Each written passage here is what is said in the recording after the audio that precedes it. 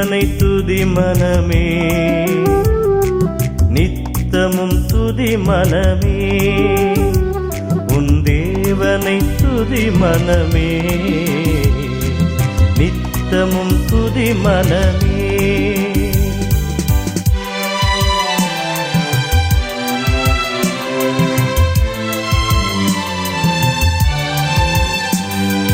நன்மைகள் பெருகிடவே, தீமைகள் விலகிடவே, நன்மைகள் பெருகிடவே, தீமைகள் விலகிடவே, கிருபைகள் தொடர்ந்திடவே, நித்தமும் துதி மனமே, அவர் கிருபைகள் தொடர்ந்திடவே,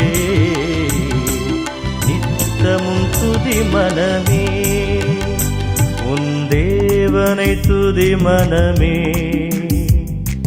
நித்தமும் துதி மனமே.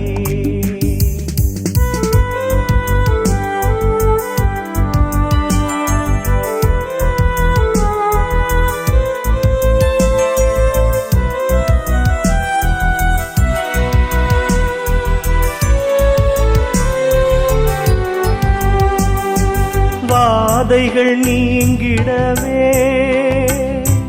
பாடுகள் மாறிடவே, வாதைகள் நீங்கிடவே,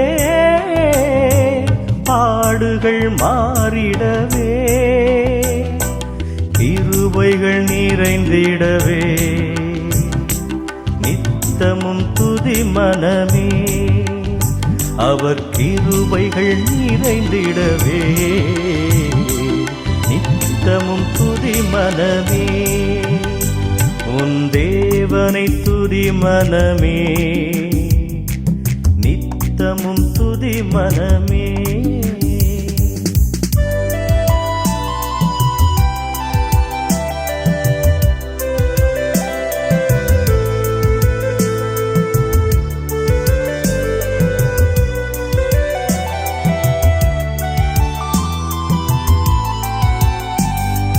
காரிருள் நீங்கிடவே, கவலைகள் அகன்றிடவே, காரிருள் நீங்கிடவே, கவலைகள் அகன்றிடவே, வெளிச்சங்கள் நிறைந்திடவே, நித்தமும் துதி மனமே, வெளிச்சங்கள் நிறைந்திடவே, நித்தமும் துதி மனமே, உன் தேவனை துதி மனமே, நித்தமும் துதி மனமே.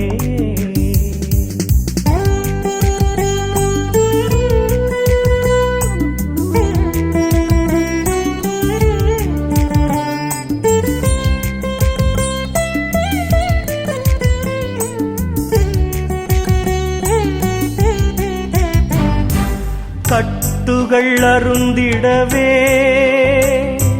வேதனை நீங்கிடவே, கட்டுகள் அருந்திடவே, வேதனை நீங்கிடவே, வல்லமை விளங்கிடவே,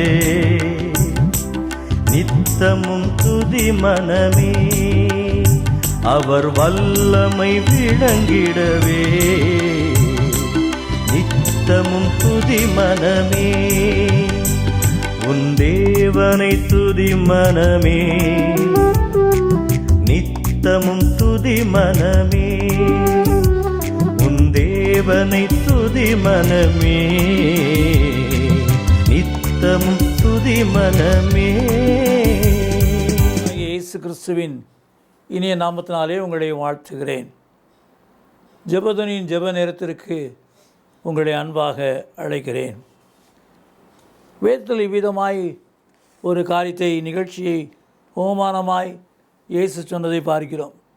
லூக்காவின் புஸ்தகம் 15ஆம் அதிகாரம். கண்டுபிடித்த பின்பு தன் சிநேகிதிகளையும் அயல் வீட்டுக்காரிகளையும் கூட வரவழைத்து, காணாமற் போன வெள்ளிக்காசை கண்டுபிடித்தேன், என்னோடு கூட சந்தோஷப்படுங்கள் என்பாள் அல்லவா? இங்கு ஒரு நிகழ்ச்சியை பார்க்கிறோம். இயேசு அவமானமாய் சொன்ன காரியத்தில் காணாமற் போன வெள்ளிக்காசை குறித்து பார்க்கிறோம். இந்த மகளுக்குள்ளாய் 10 வெள்ளிக்காசு இருந்தது. அந்த 10 வெள்ளிக்காசு நிமித்தமாய் மிகுந்த மகிழ்ச்சியோடு இருந்து கொண்டிருந்த ஒரு சகோதரி. ஆனால் என்ன ஆயிற்று? அதில் ஒன்று காணாமற் போயிற்று. 9 வெள்ளிக்காசு தான் இருக்கிறது. நாம் அந்த அவமானத்தை நாம் அதிகமாய் பார்க்கும் பொழுது சரி போனால் போகட்டும் என்று சொல்லி அதை விட்டுவிடவில்லை. அதை இழந்தபடினாலே துக்கம், அதை இழந்தபடினாலே துயரம். அந்த மகளுக்கு நிச்சயமாய் கண்ணீரோடு கலங்கியிருக்க வேண்டும். இன்றைக்கு நம்முடைய வாழ்க்கையும் அப்படித்தான். ஏதாவது காரியத்தை நாம் இழந்து போய்விடுவோம் என்று சொன்னால், ஏதாவது காரியத்தில் தோல்வி அடைவோம் என்று சொன்னால் துக்கமானது அதிகரிக்கிறது. நம்மை அறியாதபடி கண்ணீர் சிந்து கொண்டிருக்கிறோம். கிறிஸ்துவுக்குள் பிரியமானவர்களே, இந்த மகளுடைய வாழ்க்கை நமக்கு ஒரு நல்ல மாதிரியாய் ஓமானமாய் நமக்கு அமைந்திருக்கிறது. ஏனென்று சொன்னால், இந்த மகளுடைய வாழ்க்கையில் ஏன் அதை இழந்து போனாள் என்று அறிவதற்கு முதலாவது காரியம், அந்த வீட்டிலே வெளிச்சம் இல்லை. அந்த வீட்டிலே வெளிச்சம் இல்லை. இரண்டாவது காரியம், அந்த வீட்டிலே அழுக்கு அடைந்து கிடந்த நிகழ்ச்சி. அந்த மகளுடைய வாழ்க்கையிலே அஜாக்கிரதையாக இருந்த காரியம். இவ்விதமான காரணங்களாக இழந்து போயிருந்தாலும் உடனே தன் வாழ்க்கையிலே அதை திரும்ப பெற்றுக்கொள்ள வேண்டும், அதை திரும்ப பெற்றுக்கொள்ள வேண்டும் என்ற வாஞ்சியோடு விருப்பத்தோடு முயற்சி செய்வதை பார்க்கிறோம். அநேக நேரங்களிலே நாம் அதை அறியாது இருக்கிறோம். தேடு கண்டடைவாய், தேடு கண்டடைவாய். இங்கே மத்தேயு 7ஆம் அதிகாரம் 7ஆம் வாக்கியத்திலே, கேளுங்கள் அப்பொழுது உங்களுக்கு கொடுக்கப்படும், தேடுங்கள் அப்பொழுது கண்டடைவீர்கள், தட்டுங்கள் அப்பொழுது உங்களுக்கு திறக்கப்படும். இங்கு பார்க்கிறோம், தேடுங்கள் அப்பொழுது கண்டடைவீர்கள். இந்த சகோதரியோ அவள் தேட ஆரம்பித்தாள். எப்படி தேட ஆரம்பித்தாள்? முதலாவது விளக்கை கொளுத்தினாள். இன்றைக்கு அவள் இந்த மகளுடைய வாழ்க்கையிலே வெளிச்சம் வேண்டியதாக இருந்தது. நம்முடைய வாழ்க்கையிலும் அப்படி தான். இழந்து போன ஆசீர்வாதங்களை பெற வேண்டுமானால் கிறிஸ்துவின் ஒளி நமக்குள்ளாய் வர வேண்டும், கிறிஸ்துவின் வெளிச்சம் நமக்குள்ளாய் பெருக வேண்டும். அத்தோடு மாத்திரமல்ல, அந்த மகள் அந்த வீட்டை சுத்திகரித்தாள், பெருக்கினாள் என்று பார்க்கிறோம். அழுக்கு அடைந்த வாழ்க்கை, பலவிதமான அழுக்கு நிறைந்த வாழ்க்கை, பலவிதமான அசுத்தம் நிறைந்த வாழ்க்கை, பலவிதமான பாவ அழுக்கினால் நிறைந்த வாழ்க்கை. ஆனால் அந்த சகோதரியோ அந்த இடங்களெல்லாம் சுத்தமாக்கப்படுவதற்கு தன்னால் இயன்றதை செய்கிறதை பார்க்கிறோம். என்றைக்கு நம்முடைய வாழ்க்கையிலே நம்மை ஆராய்ந்து நம்மை சுத்திகரிப்பதற்கு இடம் கொடுக்கிறோமோ, அன்றைக்கு கர்த்தர் நமக்கு உதவி செய்ய வல்லவர், அன்றைக்கே உதவி செய்ய வல்லவர். இன்றைக்கு ஒருவேளை அருமையான அந்த வார்த்தைகளை கேட்கிற சகோதரனே சகோதரியே, என் வாழ்க்கையிலே நான் இதையெல்லாம் காணாமல் போய்விட்டது, என் வாழ்க்கையில் இதெல்லாம் இழந்து போய்விட்டேன், இவைகள் எங்கே இருக்கிறது என்று தெரியவில்லை, என்ன செய்வதென்று தெரியவில்லை என்று சொல்லிக் கொண்டிருக்கலாம். ஆனால் இன்றைக்கு இயேசு கிறிஸ்துவோ உங்களுக்கு இழந்து போனதை திரும்ப தர உண்மையுள்ளவராக இருக்கிறார். இழந்து போனதை நீ தேடி கண்டுபிடிக்கத்தக்கதாக அவர் உங்களுக்கு உதவி செய்ய உண்மையுள்ளவராக இருக்கிறார். அவர் இன்றைக்கு ஒரு விசை உங்களை சுத்திகரித்துக் கொள்வதற்கு இடம் கொடுங்கள். நாம் சுத்தமாக்கப்படுவதற்கு பல விதங்களிலே இயேசு கிறிஸ்து ஆலோசனை சொல்லியிருக்கிறார். அவருடைய வசனம் நம்மை சுத்திகரிக்கும். இயேசு கிறிஸ்துடைய வசனம் நம்மை பரிசுத்தமாக்கும். யோவான் 17ஆம் அதிகாரம் 17ஆம் வாக்கியத்திலே, உம்முடைய சத்தியத்தினாலே அவர்களை பரிசுத்தமாக்கும், உம்முடைய வசனமே சத்தியம். சத்திய வசனம். இந்த சத்திய வசனத்தினாலே நம்மை சுத்திகரிக்கிறார். இந்த சத்திய வசனமானது நம்முடைய உள்ளத்தில் உணர்வை உருவாக்குகிறது. இரண்டாவது காரியமாக அவருடைய இரத்தத்தினாலே சுத்தமாக்கப்படுகிறோம். 1 யோவான் 1:7 இயேசு கிறிஸ்து ரத்தம் சகல பாவங்களை நீக்கி நம்மை சுத்திகரிக்கக்கூடியது. இன்றைக்கி அநேகருடைய வாழ்க்கையில் அப்படி தான். இந்த இயேசு கிறிஸ்து ரத்தத்தை குறித்து எண்ணுவது கிடையாது. அவர் சிலுவையில் நமக்காய் பாடுபட்டதின் நோக்கமே, நமக்காக சிந்தின இரத்தத்தின் நோக்கமே உங்களையும் என்னையும் சுத்தமாக்குவதற்கு. அவருடைய வல்லமை இறங்கு சுத்தமாக்குவதற்கு இடம் கொடுப்போம் என்று சொன்னால் அதிசயமான காரியம் நடைபெறும். ஒருவேளை என் பலவீனமாக இருக்கலாம், என் சரீரத்திலே ஸ்கின்னிலே ஒரு வேதனையான நோய் இருக்கிறது, என்ன செய்வேன் என்று சொல்லிக் கொண்டிருக்கலாம். ஆனால் இயேசு கிறிஸ்து ரத்தத்தினாலே உங்களுடைய உள்ளம் சுத்தமாக்கப்படும் போது புறம்பான இந்த பலவீனமும் உங்களை விட்டு நீங்கி சுத்தமடைவீர்கள். அப்போ இன்றைக்கு நம்முடைய வாழ்க்கையிலே இந்த இயேசு கிறிஸ்து ரத்தத்தாலே சுத்தமாக்கப்படும் போது நம்முடைய எல்லா அசுத்தங்கள், நம்முடைய வாழ்க்கையிலே நாம் நன்மைகளை பெற்றுக்கொள்ள முடியாதபடி, இழந்து போகிறவர்களை பெற்றுக்கொள்ள முடியாதபடி தடை செய்கிற அத்தனை கரிகளும் அழிந்து அகன்று போய்விடும். அந்த நம்முடைய வாழ்க்கையிலே இந்த உள்ளத்தில் ஒரு பெரிய வைராக்கியம் விளக்கை கொளுத்தினாள். 3வது அந்த மகள் கண்டடை வரை தேடினாள். அவளுக்கு எப்பொழுது என்னுடைய இழந்து போன காசு எப்போது கிடைக்குமோ அதுவரை நான் தேடுவேன் என்று சொல்லி அந்த மகளுடைய முயற்சியை பார்க்கிறோம். கொஞ்ச நேரம் தேடுவோம், கிடைக்கல. கொஞ்ச நேரம் ஜெயிப்போம், ஆசீர்வாதம் வரல. கொஞ்ச நேரம் ஜெபிக்கிறோம், வேலை கிடைக்கல. கொஞ்ச நேரம் ஜெபிக்கிறோம், மார்க் வரல, சோர்ந்து போயிடுறோம்.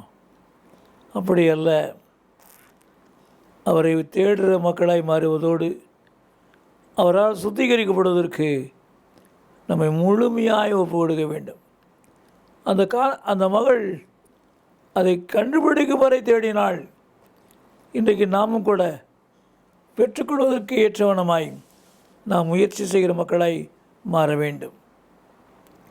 இன்றைக்கு நாம் அதை செய்வோம் என்று சொன்னால் அந்த காணாமல் போன வெள்ளிக்காசை கண்டெடுத்த சகோதரியுடைய உள்ளத்தில் வந்த சந்தோஷம் உங்களுடைய உள்ளங்களிலும் உங்களுடைய இல்லங்களிலும் நிறைந்துவிடும்.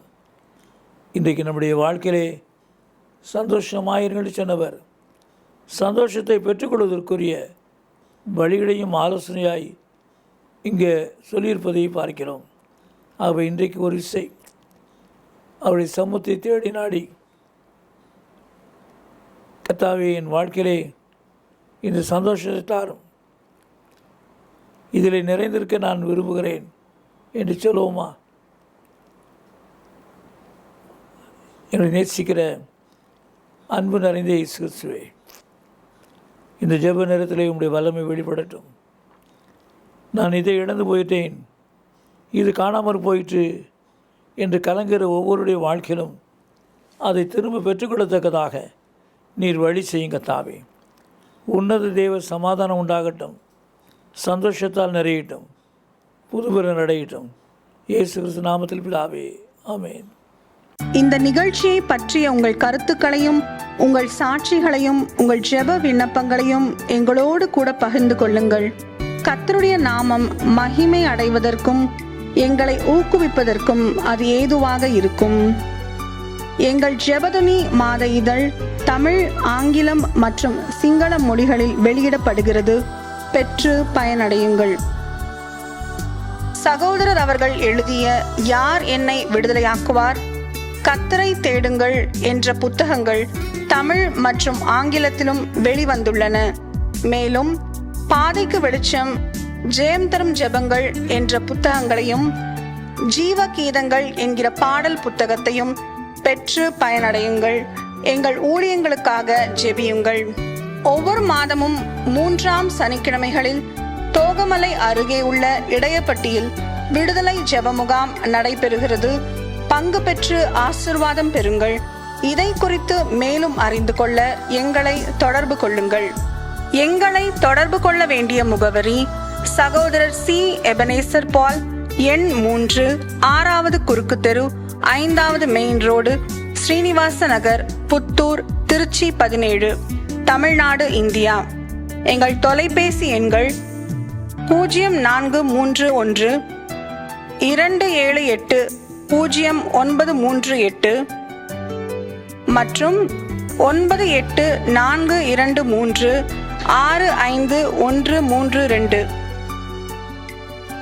எங்கள் மின் அஞ்சல் முகவரி prayer@jebadani.org.